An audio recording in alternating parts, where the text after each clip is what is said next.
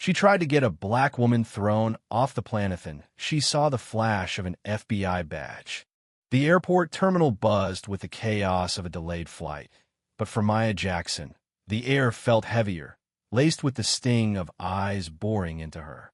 She stood in line at Gate 17, her FBI badge tucked discreetly in her jacket, when a sharp voice sliced through the din. "She doesn't belong here." Karen Mitchell, a middle-aged woman with a pinched face and a designer handbag, stood pointing at Maya, her voice trembling with indignation. "I saw her cut the line. She's causing trouble." The accusation was a lie, and Maya knew it. She'd been standing patiently, her carry-on at her feet, her mind on the case waiting for her in D.C. But Karen's words weren't about truth, they were about the color of Maya's skin. The crowd shifted, some murmuring, others staring. A few nodded, emboldened by Karen's outrage. Maya's jaw tightened, but she kept her composure, her years as an agent teaching her to stay steady under fire. Karen's voice grew louder, feeding off the attention. People like her always think they can do whatever they want. The word "her" dripped with venom, and Maya felt the familiar burn of being singled out. She'd faced this before on buses, in stores, in her own neighborhood, but never had it erupted so publicly, so viciously. The gate agent, a young man with a nervous twitch, hesitated, glancing between Karen's flushed face and Maya's calm one. "Ma'am, is there a problem?" he asked, his tone wavering. Karen seized the moment, stepping closer to the agent. "She's disruptive. She shouldn't be on this flight." The crowd's murmurs grew into a low roar, and Maya felt the weight of every stare. Her hand twitched toward her badge, but she held back. Not yet. She wanted to see how far this would go, how deep the prejudice ran.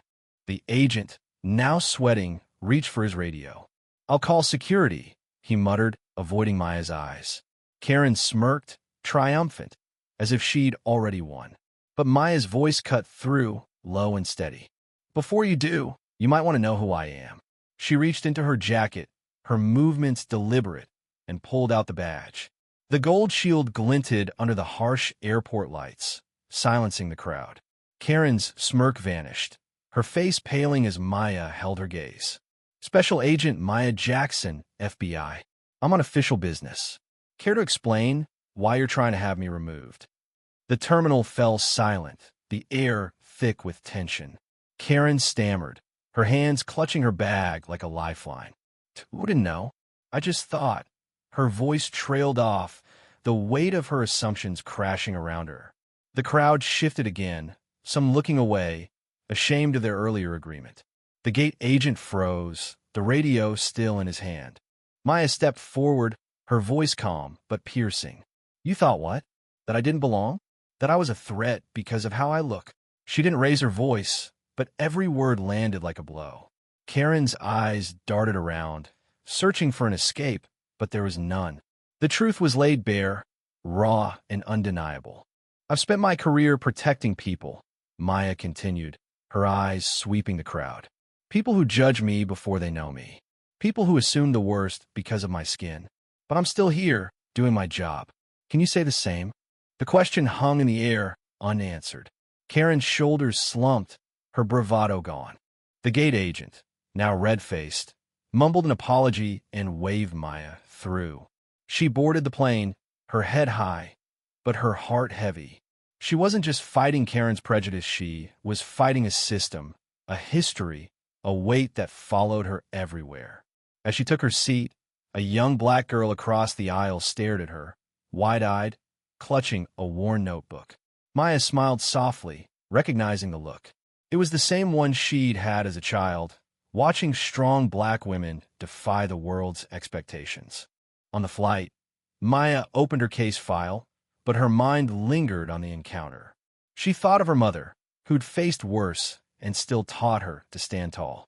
She thought of the girl across the aisle, who might one day face the same. And she thought of Karen, who'd walked away exposed but unchanged.